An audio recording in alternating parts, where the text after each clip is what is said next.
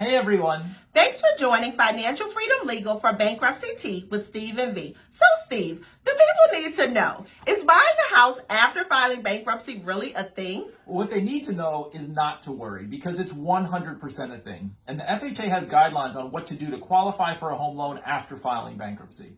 So Veronica, what do people need to do to buy a home after filing?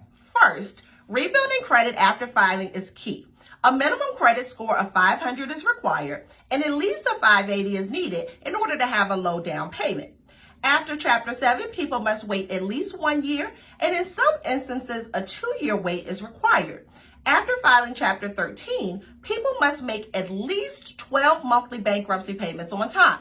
So, Steve, if someone wanted to buy a home after filing, is that something that you would help them with? Yes, definitely. At Financial Freedom Legal, we provide our clients with guidance on rebuilding their credit and understanding those FHA guidelines. We also connect them with our partners in the mortgage industry. To learn more about home buying and rebuilding credit after bankruptcy, check out our blogs at fflegalva.com. That concludes this week's Bankruptcy Tea. We'll see you next week.